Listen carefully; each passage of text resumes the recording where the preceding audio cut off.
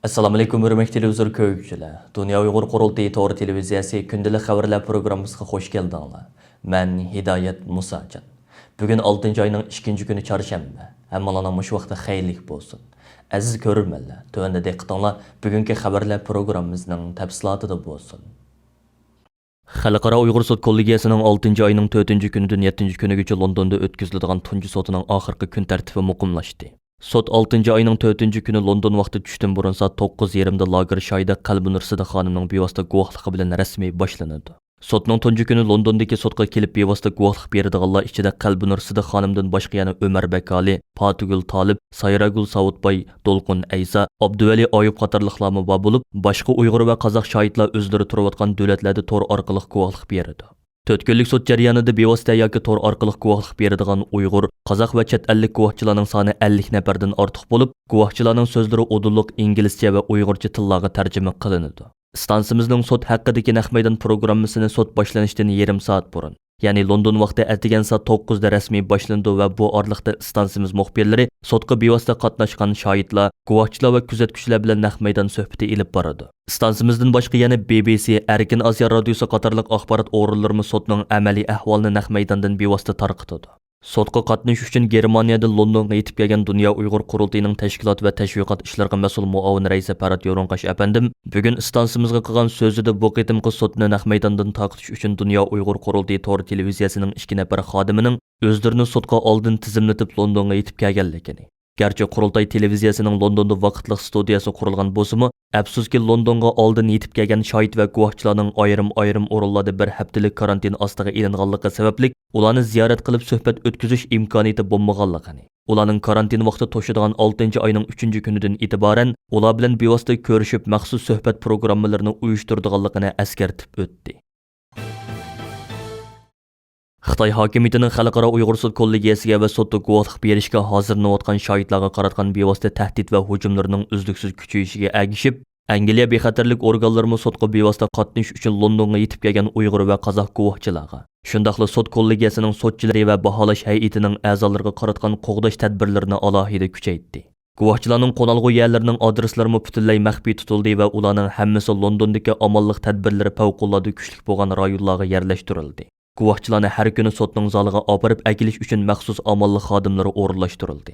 Stansimiz muxbirining egallashicha bexatarlik sababidan Londondagi sotga bevosita qatnashadigan guvohchilarning va kuzatuvchilarning toki shu kunlik sot oxirlashganga qadar sotning zalidan ayrilishiga ruxsat qilinmaydi. Sotning butun bexatarlik xizmatlariga Angliya qonun organlari mas'ul bo'ladi va sotga bevosita qatnashadigan har qanday kishi alohida bexatarlik tekshirishidan o'tkaziladi.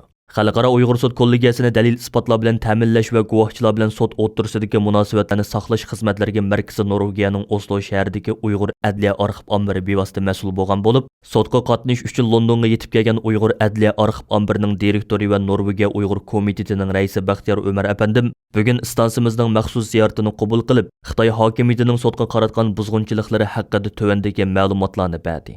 Xalqaro Uyg'ur sud mahkamasi qurilgandan buyon Xitoyninki to'r hujumlari va tahdidlari hech qachon to'xtab qolgani yo'q. Bo'libmi bu guvohchilarniki Angliyaga yig'ilgandan keyin bular bo'lgan hujum va tahdidlar borgan sari avjiga kelyapti. Hatto sud va Dunya Uyg'ur Qurultiyining to'rbatlari ba'zi vaqtlarda palash holatga tushib qolgan vaqtlar bor. Uningdan boshqa Uyg'ur adliya arxiv ombirimi uzundan beri to'r hujumlariga uchrayapti. Bizning xizmatchilarimizningki 2 haftada yoqi el-xat adreslari, Telegram, WhatsApp o'xshash hisobotlari maxfiy nomerlar o'g'irlashga duch keldi. Biz bu masalalarniki hammasini tafsiliy xotirlab doklad shaklida yig'yapmiz. Guvohchilarga kelayotgan tahdidlar ham ularning qaysi telefonlardan kelganligi, qaysi aloqa vositalaridan kelayotganligi, qanday IP adreslardan kelayotganligi bu bizningki hammasi dokladimizning ichida bor. Xitoyning to'r hujumlari hargiz to'xtab qolmaydi. Guvohchilarmi hech qachon Xitoydan qo'rqib qolmaydi. Biz nihoyatda jiddiy holda bexatarlikni eng oldingi o'ringa qo'yib, sotninki echilishiga tayyorlik qilyapmiz.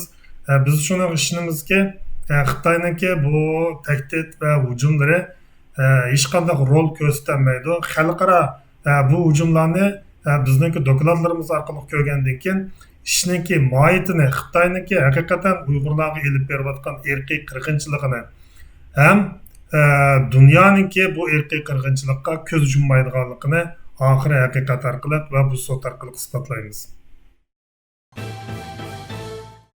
Qisqartılgan nomi NATO deb atalgan Shimoliy Atlantik Ahdi Tashkilotiga a'zo davlatlar tashqi ishlar ministrlarining 6 oyning 1 kuni to'r orqali chaqirilgan yig'inida Uyg'urlar masalasining tilga ilinishi kuzatuvchilarning kuchli diqqatini qo'zg'adi. Belarusning yaqinda Gretsiyadan Litvaga qarab uchayotgan yo'lovchilar aeroplanini o'z tavasiga majburiy qo'ndirish va aeroplandagi o'qituvchi jurnalistni qo'lga ilish voqeasini muzokara qilish uchun chaqirilgan mazkur yig'inda so'z qilgan NATOning bosh kotibi Jens Stoltenberg Xitoy tahdidi haqida to'xtalib mundaq dedi.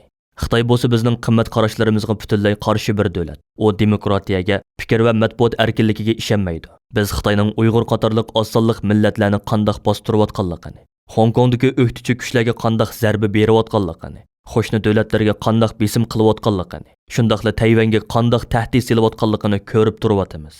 Kuzatuvchilarning qarashicha bu NATOning yig'inida tunji qitim Uyg'urlar masalasining tilga ilinishi bo'lib, yana kelib buning NATOning eng yuqori darajalik amaldori tarafidan bevosita tilga ilinishi Uyg'urlar masalasining xalqaro muhim organlarning diqqat nuqtasiga aylanganligini ko'rsatdi. Xitoyning Fransiyadagi bosh elchixonasi 31 may kuni bayonot e'lon qilib, xalqaro Uyg'ur sud kollegiyasida guvohlik berish uchun navbatda Londonda turayotgan lager shohidi Sayragul Saudbay xonimga talvalarcha hujum qildi. Xitoy elchixonasining mazkur bayonoti Fransiyaning asosli matbuotlaridan Dunya gazetida yaqinda Sayragul Saudbayning kechirmishlari haqida e'lon qilingan Jahannamdan qutulgan shohid nomli ziyorat xotirasiga qarata e'lon qilingan bo'lib, Xitoy elchixonasi yana Xitoy hokimiyatining qonun muqomini bozorga silib, Sayragul Saudbay xonimni yolg'onchilik, aldamchilik va ig'vogarlik bilan ayblab qolmasdan, yana Fransiyaning Dunya gazetini hech qanday dalil isbotga tayanmagan xabarlarni taqitish bilan aybladi. Xitoy elchixonasining bayonotida atalmış avtonom rayonlik hukumatning 25 may kuni Beijingda chaqirgan axborot e'lon qilish yig'inida Sayragul Saudbay haqida e'lon qilgan qaralash doklatiga tafsiliy o'rin berilgan bo'lib, Sayragul Saudbay qatorliq lager shohidlari Jongoga qarshi kuchlarning vatanimizga qora surkash uchun maxsus yasab chiqqan artistlar deb ko'rsatilgan. Kuzatuvchilarning qarashicha Londonda o'tkaziladigan Uyg'ur sotining vaqti yaqinlashgan sari puti kuygan to'qudek turolmay qolgan Xitoy hokimiyati Uyg'ur sotining asosli guvohchilari hisoblangan lager shohidlarga qaratgan psixologiyalik hujumlarni uzluksiz kuchaytirish orqali ularga ruhiy besim shakllantirishga urinmoqda ekan. Uyg'ur sotiga qatnash uchun navbatda Londonda turayotgan Sayragul Saudbay qatorliq ba'zi lager shohidlari bugun stansimizga qilgan so'zlarida Xitoy hokimiyatining bu xil razil qilmishlarining aksincha o'zlarining milliy irodasini va jasoratini yanada kuchaytganligini va sotning ichilish kunini taqozolik bilan kutayotganligini ifoda qilishdi. Angliyadagi dunyoda ta'siri intayin kuchli bo'lgan Cambridge o'quvchilar uyushmasi yaqinda Angliya parlament a'zosi Nusrat G'ani xonim bilan Dunya Uyg'ur Qurultiyi London ishxonasining mudiri Rahima Mahmud xonimni taklif qilib, Uyg'ur dialogi degan temada munozara uyushtirgan. Cambridge o'quvchilar uyushmasi Angliyaning Cambridge shahrida 1815-yili qurilgan munozara va so'z erkinligini qo'g'dash uyushmasi bo'lib, u dunyodagi tarixi eng uzun munozara munbari hisoblanadi ekan. Mazkur munbar bu haftalik munozarasini ovozi bo'g'ilgan Uyg'urlar uchun hozirlagan. Mazkur munozaraga Cambridge o'quvchilar uyushmasining a'zolari naq maydondan qatnashgan bo'lib, Nusrat G'ani xonim Uyg'urlarning navbatdagi ichinishlik vaziyatini tonishtirgan. Yoshlarning ovozi bo'g'ilgan millionlagan Uyg'urning ovozi bo'lishi kerakligi ta'kidlangan.